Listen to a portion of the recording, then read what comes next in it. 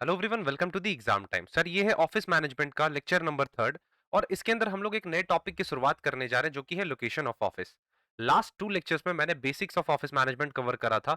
साथ ही साथ ऑफिस के ऑर्गेनाइजेशन के बारे में भी हम लोग ने छोटे छोटे टॉपिक्स करे थे। सो आज की इस वीडियो में हम लोग डिस्कस करने वाले हैं एक ऑफिस का लोकेशन कैसा होना चाहिए और कहाँ होना चाहिए। इस पे कह सकते हो ये कंप्लीट लेक्चर है। सो अगर अभी तक तुमने बाकी के दो वीडियोस नहीं देखे तो सबसे पहले उसे कवर अप कर लो। और ऑफिस मैनेजमेंट एक बहुत ही आसान छोटा सा प्यारा सा टॉपिक है जिसे कि तुम खुद से भी नोट्स रीड करके कवर अप कर सकते हो। और इस पर्टिकुलर सब्जेक्ट से एग्जाम में हार्डली एक से दो क्वेश्चंस पुट अप किए जाते हैं। और पास्ट 2 इयर्स में अगर तुम देखो तो एक एक क्वेश्चन ही पूछे गए हैं। ठीक है। सो बिना किसी देरी के स्टार्ट करते हैं अपने आज के इस लेक्चर को। तो हमारा जो सबसे फर्स्ट यहाँ पे तुम देख पा रहे होगे, हमें क्या समझना है, किसके बारे में, लोकेशन के बारे में। किसके लोकेशन के बारे में? ऑफिस के लोकेशन के बारे में समझना है। ऑफिस के लोकेशन के बारे में यहाँ पे हम लोग बात करने वाले हैं। देखो, हर एक ऑफिस मैनेजर जो होता है ना, उसको कहीं ना कहीं बहुत ही ज्यादा इंपॉर्टेंस देना होता है। किस चीज को? लोकेशन को। क्योंकि एक लोकेशन ही डिसाइडिंग फैक्टर हो जाता है। आप जहां से भी बिजनेस ऑपरेट कर रहे हो, चाहे आपको सप्लायर से कांटेक्ट करना है, अगर आपका लोकेशन अच्छा रहेगा, कहीं ना कहीं अगर आप सप्लायर्स के नजदीक रहोगे तो आपकी जो रॉ मटेरियल है वो काफी ज्यादा सस्ती हो जाएगी। वैसे ही अगर आप मार्केट के नजदीक रहते हो, जहां से आपको कस्टमर तक पहुंचना है, जहां तक सामान पहुंचानी है, वो भी एक इंपॉर्टेंट हो जाता है। तो कहीं ना कहीं हमें एक ऐसा लोकेशन चुनना होता है जो कि हमारे लिए फेवरेबल हो। मतलब हम सप्लायर्स तक भी इजिली पहुंच पाए, साथ ही साथ अपने कस्टमर्स तक भी इजिली पहुंच पाए। अब थोड़ा सा हम लोग यहाँ पे रीड करते हैं, चीजों को और समझने की कोशिश करते हैं। Every manager should give a full and proper consideration with a suitable location for his office. The location for the site it is an important consideration because an unsuitable location may result in the waste of resources. जाहिर सी बात है, अगर location आप अच्छी नहीं रखते हो तो आपके जो रिसोर्सेस है, जो भी आपके रिसोर्सेस होते हैं, वो रिसोर्सेस का नुकसान होगा। आपकी टाइम जो है वो जाएगी, आपके टाइम लूज कर जाओगे आप, लॉस ऑफ टाइम। साथ ही साथ आपके जो भी स्टाफ है, उस स्टाफ को ऑफिस तक पहुंचने में भी बहुत सारे प्रॉब्लम्स को फेस करना होगा। तो ये सारी दिक्कतें आती हैं। The problem of location arises under one or other of the following conditions. जैसे कि कब प्रॉब्लम अराइज हो सकता है लोकेशन डिसाइड करने का? जब आप बिजनेस स्टार्ट कर रहे हो, उस टाइम पे दिक्कत आएगी। इंक्रीज्ड वॉल्यूम ऑफ वर्क में require change of office location. ये जो लोकेशन का जो प्रॉब्लम होता है, ये कब अराइज हो सकता है? जब आपका वर्कलोड बढ़ गया हो। ठीक है। अब आपको ऑफिस लोकेशन चेंज करना है तो उस टाइम भी आपको ये परेशानी फेस करनी होगी। Similarly, facilities provided in the original location plan are no longer sufficient for the expanding business. अब आपके बिजनेस एक्सपैंड हो रहे हैं, आपका स्केल ऑफ ऑपरेशन जो है वो बढ़ता जा रहा है डे बाय डे। तो जाहिर सी बात है, जहां पे आप पहले रहकर काम कर रहे थे, वो जगह आपके लिए छोटी पड़ेगी और सारी चीजें जो है वो सफिशिएंट नहीं होंगी आपके इस काम के अकॉर्डिंग या आपके स्केल के अकॉर्डिंग। तो इस सिचुएशन में भी हमें ऑफिस लोकेशन को डिसाइड करना इंपॉर्टेंट हो जाता है। क्लियर? चलो आगे यहाँ पे देखोगे, the lease for the office premise has expired. बहुत सारे क्या बोलूंगा, जनरली जो भी फर्म्स होती हैं वो क्या करती हैं, लीज पे ले लेती हैं। क्या करती हैं? लीज पे ले लेती हैं, सॉरी। जो उनका लोकेशन होता है वो क्या करते हैं, लीज पे ले लेती हैं फॉर 20 ईयर्स, 90 ईयर्स, 88 ईयर्स या 80, जो भी एक पर्टिकुलर ईयर होता है, वो उतने टाइम के लिए जो बिल्डिंग होता है या प्रेमाइस होता है उसको लीज पर ले लेती हैं और अपने ऑफिस को वहां पर सेट करती हैं। तो अगर आपका ये लीज पीरियड एक्सपायर हो जाता है तो जो भी ओनर होगा वो आपको कहीं ना कहीं या तो कहेगा कि रिन्यू करवा लो लीज को, या तो ऐसा भी कह सकता है कि मैं रिन्यू नहीं करवाऊंगा, मतलब मैं रिन्यू होने नहीं दूंगा, आपको रिन्यू वाली फैसिलिटी यहाँ पे नहीं मिलेगी। तो उस सिचुएशन में आपको दोबारा से आपको लोकेशन डिसाइड करना होता है कि आप अपने ऑफिस का लोकेशन कहां रखने वाले हो। क्लियर है? नेक्स्ट है, आप अपने बिजनेस को शिफ्ट कर रहे हो from one place to another. अब ये एक डिस्ट्रिक्ट से दूसरे डिस्ट्रिक्ट भी हो सकता है या फिर एक स्टेट से दूसरे स्टेट भी हो सकता है। तो इस सिचुएशन में आपको लोकेशन को डिसाइड करना बहुत ही ज्यादा इंपॉर्टेंट हो जाता है। ठीक है, यहां तक चीजें समझ गए कि ऑफिस लोकेशन क्या होता है, जहां पे आप अपने बिजनेस के वेरियस एडमिनिस्ट्रेटिव एक्टिविटीज को परफॉर्म कर रहे हो, मैनेजमेंट रिलेटेड एक्टिविटीज को परफॉर्म कर रहे हो। और इस पर्टिकुलर टास्क के लिए आपको एक फेवरेबल लोकेशन चुनना बहुत ही इंपॉर्टेंट हो जाता है। अब बात कर लेते हैं different types of office location की। Every business unit select the proper location for the office building according to their requirement. आपकी जैसी भी रिक्वायरमेंट हो, आपकी जैसी भी जरूरत हो, आपको उस अनुसार डिफरेंट टाइप्स के ऑफिस देखने को मिलेंगे और आप वहां से चूज कर सकते हो। कुछ टाइप समझ लेते हैं। सबसे पहले यहाँ पे आप देख पा रहे होगे, पहला आता है urban area business location, urban area for business location. क्या बोला गया है यहाँ पे? The general trend in the selection of location for office building is urban area.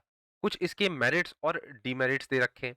जैसे अर्बन एरियाज में अगर ऑफिस आप चुन रहे हो तो क्या-क्या फायदे और नुकसान हो सकते हैं। तो सबसे पहले मेरिट समझते हैं। मेरिट क्या आपको देखने को मिलेगा, आपकी जो भी बिजनेस रहेगी उससे आपकी नजदीकी होगी। वेरियस सर्विसेज जैसे कि बैंकिंग हो गए, पोस्ट ऑफिस हो गए। अब अर्बन एरियाज में आप सेटअप कर रहे हो तो जाहिर सी बात है आपका ऑफिस जो होगा इन सारे फैसिलिटीज को बहुत ही इजीली एक्सेस कर पा रहा होगा। आपके स्टाफ को, आपके कस्टमर को बहुत ही आसानी से ट्रांसपोर्ट फैसिलिटीज मिल जा रही होंगी। क्या मिल जा रही होंगी? Transport facilities. वो ट्रांसपोर्ट फैसिलिटीज का इस्तेमाल करके आपके ऑफिस तक पहुंच सकते हैं। अवेलेबिलिटी ऑफ कम्युनिकेशन फैसिलिटी, आप तक पहुंचना, आप तक कम्युनिकेट करना है, आप तक चीजें पहुंचानी है, इंफॉर्मेशन डिलीवर करने हैं, ये भी आपके लिए काफी आसान हो जाती है। फिर आपके बिजनेस यूनिट के लिए ये एक जो वैल्यू होती है ये इंक्रीज होती है। यहाँ पे प्रेस्टीज की बात आ जाती है। आपको रॉ मटेरियल को परचेज करने में, फिनिश गुड्स को बेचने में काफ़ी ज़्यादा आसानी हो जाती है। म्युनिसिपल और कॉर्पोरेशन फैसिलिटीज़ आपको देखने को मिलेंगे। डिफरेंट टाइप की रिक्रिएशनल फैसिलिटीज़ जो होती है ना, तुम कह सकते हो कि शहर में रह के तुम अपना ऑफिस डिसाइड कर रहा है, तुमने ऑफिस का लोकेशन सेट कर रहा है, तो ज़ाहिर-सी बात है सारी चीज़ें आसान हो जाएँगी in comparison of rural areas. ठीक है? बहुत सारे आपको स्किल्ड एम्प्लॉइज़ ईज़िली मिल जाएँगे। ट्रांसपोर्ट फैसिलिटीज़, कम्युनिकेशन फैसिलिटीज़, बहुत सारी चीज़ें जो कि आपको चाहिए एक ऑफिस के स्मूथ फंक्शनिंग के लिए, वो सारी चीजें आपको अवेलेबल हो जाती हैं। तो ये सारे मेरिट्स देख सकते हो। डीमेरिट्स की अगर बात की जाए तो जाहिर सी बात है अगर अर्बन एरियाज में आपने ऑफिस सेट कर रखा है तो आपकी जो रेंट होगी उस लोकेशन की वो ज्यादा होगी, उस पर टैक्सेस लगेंगे, जमीन की जो लागत होगी वो ज्यादा हो जाएगी, traffic, over crowding, noise pollution, ये सारी चीजें ज्यादा हो जाती हैं। कह सकते हो ऑफिस पे जो स्पेस होगा वो भी लिमिटेड होगा क्योंकि आपने एक स्पेसिफाइड एरिया के लिए रेंट पे करा है और आपको वही स्पेसिफाइड एरिया मिल रहा है। ठीक है? फ्यूचर में आप चाहो तो एक्सपैंड करना, अगर आपकी मर्जी है या फिर आपका scale of operation day by day बढ़ता जा रहा है और एक्सपैंड करना चाह रहे हो तो वो सारी डिफिकल्टीज आपको फेस करनी पड़ सकती हैं। ज्यादा नॉइज होगा, ज्यादा डस्ट होगा, ज्यादा फ्यूम्स होंगे, मॉडर्नाइजेशन के स्कोप काफी कम हो जाते हैं और साथ ही साथ कॉस्ट ऑफ लिविंग आपके एम्प्लॉयज की वो वहां पे शहर में रहकर ज्यादा होती है। क्लियर है ये सारी चीजें? अब बात कर लेते हैं रूरल एरियाज की।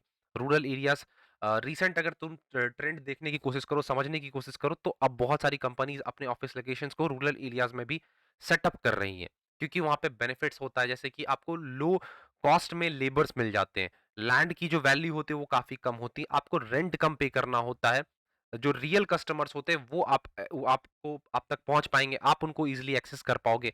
तो ये सारी क्या होती हैं, इसकी इंपॉर्टेंस होती है। लेस क्राउडिंग होगी, प्योर एयर आपको मिलेगा, फिर ठीक है, लेस कंस्ट्रक्शन कॉस्ट होगा, ठीक है। ये सारे मेरिट्स तुम समझ ही रहे होगे कि जो तुम्हारे जनरल लाइफ में तुम 4 चीज़ें देखते हो। गाँव में रहोगे तो क्या फ़ायदे होंगे? अगर ऑफ़िस को तुम गाँव में सेटअप करते हो या फिर semi urban area sorry semi rural areas में सेटअप करते हो, तो क्या फ़ायदे देखने को तुम्हें मिल सकते हैं? ज़ाहिर-सी बात है बहुत सारे फ़ायदे होंगे, लेबर का कॉस्ट कम लगेगा, लैंड की जो वैल्यू होगी वो बहुत कम रेट पे अवेलेबल हो जाएगी, हाइजीनिक एनवायरनमेंट देखने को मिलेगा, प्योर एयर को तुम इन्हेल कर पाओगे, कॉस्ट ऑफ लिविंग जो होती है वो कम होगी, ठीक है? ये सारे बेनिफिट्स होते हैं, लेकिन इसके साथ-साथ नुकसान भी हमें देखने को मिलते हैं। जैसे कि कह सकते हो कोई प्रॉपर ट्रांसपोर्ट और कम्युनिकेशन फैसिलिटी नहीं मिलेगी। इलेक्ट्रिसिटी कभी भी आ सकती है और कभी भी जा सकती है, ठीक है? वेरियस सर्विसेज़ का तुम फ़ायदा नहीं उठा सकते हो like banking services, post office services, ये सारी चीज़ें तुम्हारे लिए दिक्कत क्रिएट कर सकती हैं। अपने कस्टमर तक तुम्हें चीज़ों को पहुँचाना या कस्टमर तुम तक पहुँचना चाह रहे हैं, तो इसमें भी कहीं न कहीं प्रॉब्लम्स तो आएँगी ही, जनरल सी बात है। ठीक है? तो इन सारे मेरिट्स एंड डिमेरिट्स को एक बार तुम देख लेना, कुछ उतना भी टफ यहाँ पे नहीं है। क्लियर है यहाँ तक? चलो, आगे देखते हैं। अब बात करते हैं ऑफिस लेआउट की। अब देखो ऑफिस लोकेशन हमने देख लिया, फॉर एग्जांपल हम वाराणसी में अपने ऑफिस को सेटअप कर रहे हैं, ठीक है? वाराणसी में अपने ऑफिस को सेटअप कर रहे हैं। अब ठीक है, ये तो डिसाइड हो गया कि वाराणसी में ऑफिस सेटअप होने वाला है। ये रहा हमारा ऑफिस। अब इस ऑफिस का लेआउट कैसा होगा? मतलब ये जो हमारी ऑफिस होगी, मान लो एक कमरा है, उस कमरे में चीज़ों को रखने का अरेंजमेंट कैसा होगा?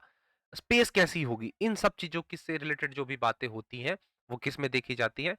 ऑफिस लेआउट में देखी जाती है। किसमें देखी जाती है? ऑफिस लेआउट में देखी जाती है। चलो, according to Littlefield, office layout may be defined as an arrangement. ये क्या एक अरेंजमेंट है? किसका? इक्विपमेंट्स का within the available floor space, जितना स्पेस आपको अवेलेबल है, आपके पास अवेलेबल है, उस स्पेस में आप अपने इक्विपमेंट्स को कैसे अरेंज कर रहे हो, इसको हम लोग नाम देते हैं office layout. The object of an office layout is to make arrangement. क्या इसका ऑब्जेक्टिव ही क्या होता है? अरेंजमेंट करना है। किसका? चाहे वो मेन हो, मटेरियल हो, मशीन हो, फ्यूचर्स हो, सॉरी फर्नीचर्स हो, इक्विपमेंट्स हो, कोई भी चीज हो, उसका एक प्रॉपर अरेंजमेंट होना ही ऑफिस लेआउट नाम दिया जाता है। ऑफिस लेआउट में आपको यह देखा जाएगा कि किस एम्प्लॉय को, या फिर कह सकते हो किस मशीन्स को हमें कहां पे रखना है, किस इक्विपमेंट को हमें कहां रखना है, और एम्प्लॉय को कौन सा पोजीशन असाइन करना है, मतलब एम्प्लॉय को कौन सा प्लेस असाइन करना है उस पर्टिकुलर ऑफिस लोकेशन के अंदर। ठीक है? तो इनसे रिलेटेड जो भी अरेंजमेंट होती है, इस प्रोसेस कह लो, या फिर इन सारे एक्टिविटीज को हम लोग नाम देते हैं office layout. The determination of the current amount of space, कितना स्पेस आपके पास अवेलेबल है, उस स्पेस को डिटरमाइन करना हर एक एम्प्लॉय के लिए, हर एक मशीन के लिए, हर एक इक्विपमेंट्स के लिए। ये सारी चीजें किस में आ जाती हैं? ऑफिस लेआउट के अंदर आ जाती हैं। The best possible environment conditions भी आप इसे नाम दे सकते हो। अब देखो, कुछ फायदे दे रखे हैं कि अगर आप अपने ऑफिस लेआउट को प्रॉपरली अरेंज करते हो, तो आपके लिए चीजें बहुत ही ज्यादा आसान हो जाती हैं। लाइक आपके जो भी एम्प्लॉयज होंगी, उनके काम करने की एफिशिएंसी बढ़ जाएगी। आप अपने स्पेस का प्रॉपर यूटिलाइजेशन कर पाओगे। सुपरविजन आसानी से हो पाएगी। अगर आपको देखना है कि जो भी ग्रेड बी के एम्प्लॉयज हैं वो किस सेक्शन में बैठे हैं, आप वहां जाके उन्हें मॉनिटर कर सकते हो। अब मुझे मटेरियल्स चाहिए या फिर मुझे इक्विपमेंट चाहिए, तो मैं इक्विपमेंट सेक्शन में चला जाऊंगा। तो ऑफिस का एक लेआउट होना बहुत ही इंपॉर्टेंट हो जाता है। कम्युनिकेशन आसान हो जाएगा। आप अपने ऑफिस मशीन्स को, इक्विपमेंट्स को इजीली एक्सेस कर पाओगे, और कहीं ना कहीं बेटर कंफर्ट भी आपके एम्प्लॉयज तक पहुंच पाएगा, या कहो तो उन्हें मिल पाएगा। ठीक है? चलो, ये चीज समझ में आ गई। अब बात करते हैं ऑफिस के इन्वायरमेंट की। किसकी बात करेंगे? ऑफिस के इन्वायरमेंट की। The efficiency of the workers depend not only on their training and aptitude, but also on their capacity and willingness to work in which work which is possible when proper environment and working conditions are provided। Office environment का मतलब क्या होता है कि जिस जिस जगह पे आप रह के काम कर रहे हो, जिस वातावरण में आप रह के काम कर रहे हो, आपके आसपास लोग कैसे हैं, उनका सोचना कैसा है, उनके काम करने का तरीका कैसा है, चीजें कैसे वहां पे हो रही हैं, ठीक है, मैनेजमेंट का बिहेवियर कैसा है आपके टुवर्ड्स, ये सारी चीजें किस में आ जाती हैं? ऑफिस एनवायरनमेंट में आ जाती हैं। साथ ही साथ ये तो मैंने तुम्हें बताया कि ऑफिशियल कंटेक्स्ट में बताया। साथ ही साथ मैं ये कह सकता हूँ कि आप जिस जगह पे रह के काम कर रहे हो, जिस चेयर पे बैठ के काम कर रहे हो, जिस टेबल पे बैठ के काम कर रहे हो, वो सेफ है या नहीं? मतलब वो एक प्रॉपर वर्किंग कंडीशन में है या नहीं, और कंफर्टेबल है या नहीं? मतलब इन सारी चीजों को मिलाकर यहाँ पे क्या बताया जाता है? ऑफिस एनवायरनमेंट बताया जाता है। ठीक है? तो एक ऑफिस एनवायरनमेंट का फेवरेबल होना काफी इंपॉर्टेंट हो जाता है। अगर ऑफिस एनवायरनमेंट अच्छी होती है, तो जो भी एम्प्लॉयज वहां काम कर रहे होंगे, उनकी एफिशिएंसी बूस्ट होगी। ठीक है? वो काम को बहुत अच्छे तरीके से काम कर पाएंगे। अब तुम उन्हें बैठा रहे हो ऑफिस पे काम करने के लिए, ऑफिस में तुमने उसे टेबल और चेयर असाइन करा, लैपटॉप रखा हुआ है उस पे। अब तुम दे रहे हो बहुत ही बकवास सा गंदा सा चेयर उन्हें प्रोवाइड कर रहे हो, और ये एक्सपेक्ट कर रहे हो सुबह के 9 से लेके वो 5 बजे तक उस चेयर पे बैठ के काम करे। तो चीजें यहाँ पे दिक्कत हो जाती है, डिस्कम्फर्ट का मामला यहाँ पे क्रिएट हो जाएगा। तो उनको एक कॉम्फी कंफर्ट चेयर उनको चाहिए होगा, जिससे वो अपने दिन का प्रॉपर टाइम उस पे स्पेंड कर सके। समझ पा रहे हो मेरी बात को? तो ऑफिस एनवायरनमेंट के अंदर ये सारी चीजें हो जाती हैं। साथ ही साथ आपके आसपास जो भी लोग काम कर रहे हैं, अब वो थोड़े ही डिफरेंट मेंटेलिटी के होंगे, उनका नेचर अच्छा नहीं होगा, तो वो सारी चीजें भी हिंडर कर सकती हैं ऑफिस एनवायरनमेंट को। समझ गए? ठीक है। अब ये फ्लो ऑफ वर्क का कंसेप्ट देख लेना, कुछ खास नहीं है। अब देखो, ये जो यूनिट 3 है ना, ये किससे रिलेट करता है? कंप्यूटर फंडामेंटल से रिलेट करता है। इस कंप्यूटर फंडामेंटल्स जो है, इसको हम लोग अलग से पढ़ेंगे। मैं प्रॉपर तुम्हें इस पे वीडियोस दूंगा, एक सीक्वेंस में प्रॉपर सीक्वेंस वीडियोस दूंगा। फिलहाल के लिए इसको भी छोड़ते हैं, हम लोग डायरेक्ट शिफ्ट करते हैं रिकॉर्ड्स मैनेजमेंट पे। किस पे? रिकॉर्ड्स मैनेजमेंट पे। तो रिकॉर्ड मैनेजमेंट क्या है? ये एक प्रोसेस है। किस चीज का? क्रिएट करने का, यूज करने का।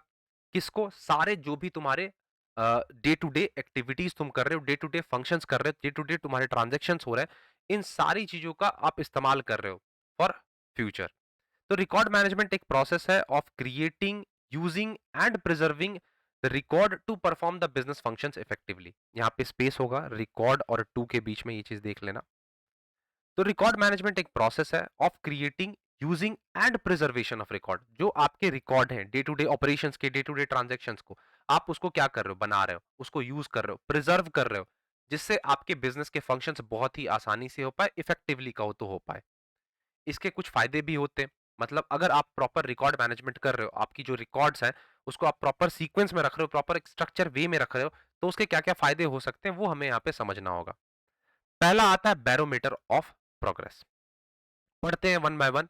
चीजें कह सकते हो, एग्जाम में क्वेश्चंस पुट अप किए जा सकते हैं। Records reveal the progress of business organisation in stage by stage. The performance and achievement of business are disclosed during the different periods, which can be compared to know the trend of progress. The true position of a business can be identified by keeping the records up to date. This is the historical functions of progress. Sorry, record. अब देखो, तुम्हें अगर किसी भी business का progress check करना है तो तुम्हें कैसे वो सारी चीजें पता चल पाएंगी? जब तुम अपने रिपोर्ट को खंगालोगे, सॉरी रिकॉर्ड्स को खंगालोगे कि तुमने पास्ट में क्या क्या काम करे हैं, कैसे कैसे ग्रोथ तुम्हें देखने को मिली है। तो ये सारी चीजें किससे हो पाती हैं? रिकॉर्ड की मदद से हो पाती हैं। फ्यूचर रेफरेंस का मतलब ये होता है, इस पॉइंट से यहाँ पे ये समझाने की कोशिश की जा रही है कि फ्यूचर में तुम जो काम करोगे, उसको उसके लिए तुम्हें रेफरेंस मिल जाएगा पास्ट के रिकॉर्ड से। फ्यूचर में अगर तुम कोई डिसीजन लोगे, तो तुम ये देखोगे कि पास्ट में हमारा जो रिकॉर्ड है वो क्या कहता है इसके रिगार्डिंग।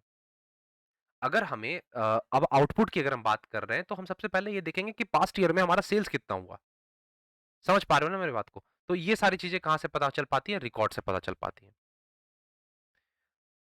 जो एरर की जो चांसेस होती हैं वो कम हो जाती हैं, और ये एक लीगल एविडेंस की तरह काम करता है। साथ ही साथ ये एफिशिएंसी को भी बढ़ाने में मदद करता है। समझ गए? कैसे एरर कम होगा? आप अपने रिकॉर्ड्स को एक्यूरेट रख रहे हो, इससे क्या होगा कि फ्रॉड्स की चांसेस कम हो जाएंगी, एरर्स की चांसेस कम हो जाती हैं, क्योंकि ये एक इंटरनल कंट्रोल सिस्टम का बहुत इंपॉर्टेंट पार्ट हो जाता है। तुमने ऑडिटिंग में ये इंटरनल कंट्रोल सिस्टम पढ़ा होगा, ठीक है? तो उससे तुम रिलेट कर सकते हो। अगर तुम्हें यहाँ पे टैक्स फाइल करना है, वैट के रिलेटेड बातें करनी है, इनडायरेक्ट टैक्स रिटर्न्स के बारे में बात करनी है, तो उसके लिए एक लीगल एविडेंस की तरह काम करेगा। क्लियर? चलो, अब बात करते हैं फिलिंग कह लो या फाइलिंग कह लो, can be described as the core of record management. The files of an organization are its memory, and any malfunctions of this memory will severely affect the overall efficiency of our organizations. तुम laptop में data store कर सकते हो, करते हो ना? बहुत सारे म्यूजिक्स कह लो, इमेजेस कह लो, अपने डॉक्यूमेंट्स कह लो, अपने पीडीएफ्स कह लो, स्टोर करते हो। तो वो क्या है? वो क्या है? एक कोर है तुम्हारे रिकॉर्ड मैनेजमेंट का। तुम अगर सीयूटी पीजी की प्रिपरेशन कर रहे हो और तुमने अपना लैपटॉप में एक फोल्डर बना रखा है, ठीक है? तुमने एक रिकॉर्ड बना रखा है कि हाँ, मेरे पास ये सारे मटेरियल्स हैं, ये मैं ऐसे-ऐसे कर रहा हूँ, मैं इतने मॉक्स दे रहा हूँ, इतने मैं प्रैक्टिस कर रहा हूँ, या फिर कह कह लो इतना मैं नोट्स रीड कर रहा हूँ। तो वो इसका कोर क्या होता है? एक फाइल होता है जहाँ पे तुम चीज़ों को स्टोर करते हो। अगर वो फाइल ही खराब हो, अगर वो फाइल ही डिलीट हो जाता है या कुछ मैल फंक्शंस आती हैं, तो ज़ाहिर-सी बात है ओवरऑल एफिशिएंसी कहीं न कहीं तुम्हारा इफेक्ट हो जाएगा ना। अब इसके कुछ फंक्शंस को देख लेते हैं। सबसे पहला library functions. Library functions like जैसे इसमें तुम सॉर्ट करते हो, जैसे कि सॉर्ट तुम्हें अगर मैं समझाऊँ तो सॉर्ट बाय डेट आता है, सॉर्ट बाय टाइम आता है, सॉर्ट बाय फाइल साइज़ आता है। ये सारी चीज़ें देखते हो। अरेंजिंग में क्या होता है? Arranging by ascending order, descending order, ठीक है? तो सॉर्टिंग एंड अरेंजिंग ये किसकी मदद से हो पाता है? लाइब्रेरी फंक्शंस की मदद से हो पाता है। दूसरा आता है इसमें एडमिनिस्ट्रेटिव फंक्शंस। एक अच्छा फाइल सिस्टम होना बहुत ही इंपॉर्टेंट हो जाता है, क्योंकि ये एक एडमिनिस्ट्रेटिव फंक्शन को परफॉर्म करता है। जैसे कि आपके रिकॉर्ड को मेंटेन करना, उसको सप्लाई करना टू द वेरियस डिपार्टमेंट्स और वेरियस हेड यूनिट्स, ठीक है? तो एडमिनिस्ट्रेटिव फंक्शन में भी ये एक मेजर रोल प्ले करता है। उसके बाद हिस्टोरिकल फंक्शंस। हिस्टोरिकल फंक्शंस कैसे है? आपको देखना है कि आपके पास में कैसे परफॉर्मेंस रहे हैं, आपके पास रिकॉर्ड्स क्या रहे हैं। तो आप फाइलिंग की मदद से ही या फाइलिंग की मदद से ही आप देख सकते हो। और इसके बाद आता है इंफॉर्मेशन फंक्शंस। आपको डिफरेंट टाइप के information for the various purpose जब चाहिए होंगे, तो आप कहां से खंगालोगे? फाइल से खंगालोगे। फाइल्स में वो सारी चीजें प्रिजर्व की गई होती हैं फॉर फ्यूचर, ठीक है? तो ये सारी चीजें आप यहां से देख सकते हो, ठीक है? एक मिनट। अब देखो यहाँ पे एडवांटेजेस और डिसएडवांटेजेस ये तुम्हारे लिए होगी। एडवांटेजेस को कवर अप कर लेना, ठीक है? और एसेंशियल्स भी एक बार तुम देख लेना गुड फाइल सिस्टम का। कुछ ज़्यादा इम्पोर्टेंट नहीं है, बस तुम एक बार इसे रीड कर लोगे ना, चीज़ें समझ आएँगी, क्या-क्या एसेंशियल्स हो सकते हैं फाइल एक अच्छे फाइल सिस्टम का होना, ठीक है? अब नेक्स्ट लेक्चर में हम लोग बात करेंगे फाइल सिस्टम पे, कि एक ट्रेडिशनल होता है, एक मॉडर्न होता है, इस पे हम लोग चर्चा कर लेंगे, ठीक है?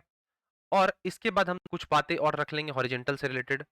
इसके बाद एक टॉपिक आता है इंडेक्स, उस पे हम लोग ध्यान देंगे। इंडेक्स करने के बाद हम लोग चलेंगे अपने नेक्स्ट टॉपिक पे, जो कि आता है ऑफिस फॉर्म्स। ऐसे-ऐसे करके सारी डिटेल सारी चीज़ों को हम लोग यहाँ पे कवर करते रहेंगे। हार्डली कह सकते हो 3 से 4 लेक्चर्स में ये तुम्हारा सब्जेक्ट जो है कवर अप हो जाएगा। सारी चीज़ें इसमें पढ़नी इम्पोर्टेंट नहीं है।